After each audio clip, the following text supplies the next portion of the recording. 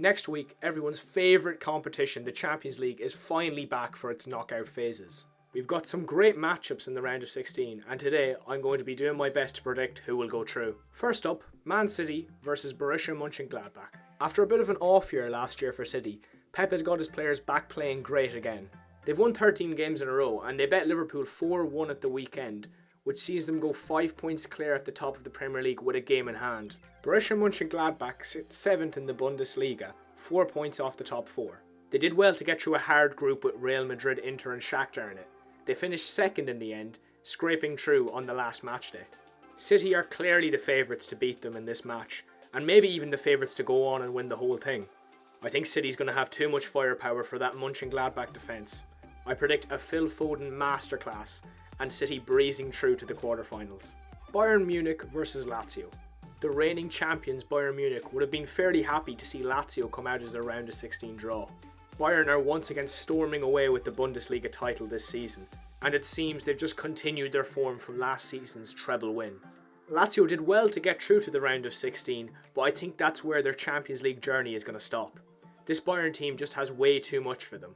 If Lazio have any chance of getting through, they're going to have to rely on Ciro Immobile, who is once again having an incredible season up front for Lazio. But saying that, Robert Lewandowski is an absolute beast. Year after year, he bangs in the goals and he doesn't seem like he's letting up now. Bayern should easily beat Lazio away and make it to the quarterfinals. Atletico Madrid versus Chelsea. I think everyone has been a little bit shocked at how good Atletico Madrid have been this season. They're 6 points ahead of Real Madrid in the La Liga table with 2 games in hand. Luis Suarez has 16 goals in 17 games in the league, his best ever record in La Liga, and it makes you question why Barca got rid of him in the summer. In the summer, when Chelsea brought in Timo Werner and Kai Havertz, people were saying that they were going to be challenging for the league title this season. It was a Frank Lampard revolution, a new era at the club. It definitely wasn't. After a decent start to the season with Lampard, it came to November and they hit a terrible run of form. Werner stopped scoring, the players weren't really playing for him, and he got sacked in January this year. Roman Abramovich brought in Thomas Tuchel to guide them through the rest of this season. Tuchel has got off to a good start at Chelsea, winning 3 and drawing 1 of his first 4 matches in the Premier League. But you can never tell if this is just a new manager bounce or if it's actually working for him at Chelsea. And that's why I think Atletico will beat them in the round of 16. Tuchel hasn't had enough time with the team to get them playing the way he wants them to, and with Atletico flying in the league, I don't think Chelsea is going to stop them in the Champions League. Red Bull Leipzig versus Liverpool. Liverpool really are having a dreadful season, aren't they? They lost 4-1 against City at the weekend, and that saw their title hopes completely gone away. It looks as though they'll be battling for Champions League football. Meanwhile, Leipzig are sitting 2nd in the Bundesliga and they're having a pretty decent season. Liverpool really need Salah, Mane and Firmino to show up in these big Champions League games. And they still have an injury crisis at the back. They did buy Ozan Kabak from Schalke in January and they need to integrate him into the team quickly. Leipzig have some great midfielders that could cause Liverpool big problems, like Marcel Sabitzer, Dani Olmo and Dominik Szoboszlai, who they bought in January from RB Salzburg. And if Leipzig can get their left wing back, Angelino, up the pitch, he can cause real problems on Trent Alexander-Arnold's side. We've seen this season that Trent really isn't that great of a defender, and we saw against Man United in the Champions League what Angelino can do to a defence that isn't good.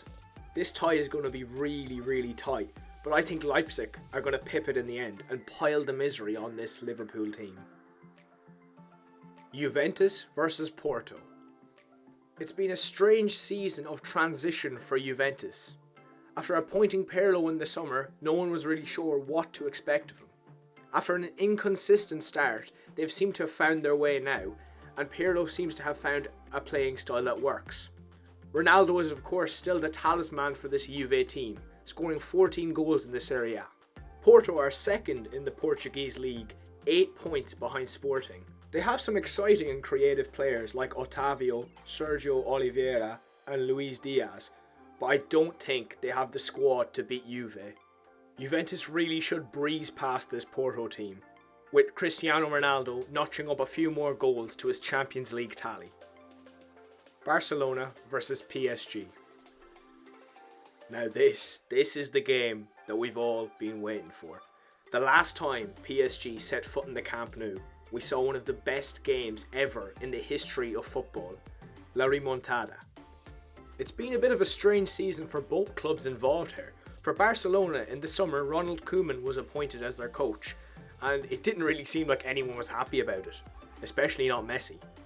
They've been a bit hit and miss in the league, but recently they've been pretty decent, winning 5 in a row. Meanwhile, for PSG, there's been a change of managers this season. They sacked Thomas Tuchel a few days before Christmas and they brought in Mauricio Pochettino to take over. And they haven't really been doing incredibly. They lost to Lorient the other weekend and they sit 3 points behind Lille in the table. This is a really tough match to call and it's going to be a great game to watch, but in the end, I think PSG are going to win. If Barca want any chance to win, they're going to need Lionel Messi to turn up, and I don't think he will. He's running down his contract at Barcelona and he looks unmotivated out in the pitch at times. Neymar and Mbappe should put on a show for us and secure a PSG win. Borussia Dortmund versus Sevilla. Borussia Dortmund are having an absolute stinker of a season. They're 6th in the Bundesliga, 16 points behind Bayern in first. Lucien Favre was sacked in December and the job was given to Edin Terzic till the end of the season. Sevilla are having a pretty decent season. They sit 4th in La Liga comfortably. They've got some great experienced midfielders in the likes of Ivan Rakitic, Alejandro Gomez, brought in January from Atalanta, and Lucas Ocampos. And when you think of them three spraying balls up to Youssef En-Nesyri, who's been in incredible form this season, scoring 13 goals in La Liga, you really give them a chance in this game. Another tight match, but my prediction is that Sevilla win this one. Real Madrid versus Atalanta. Real Madrid are in a very strange place as a club right now. They've got an aging squad and Florentino Perez doesn't have the money to spend on new exciting talents like he used to. Karim Benzema is still banging in the goals for Real Madrid and he's doing good this season. But in this tie they're going to be missing Sergio Ramos at the back, which is a huge loss for them.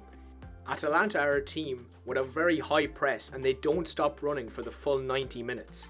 With their 2 wing-backs they press up really high and I think that could cause struggles for Real Madrid. And that's why I'm going to say that Atalanta is going to pull off a huge upset here and they're going to beat Real Madrid in the round of 16. Ilicic is in good form and is a player with great skill and technique, and I think he's going to decide this tie with a moment of magic. So there are my Champions League predictions. Let me know in the comments, who do you think is going to win the whole tournament and who do you think is a dark horse in it? If you enjoyed the video, make sure to like and subscribe and I'll see you guys next time.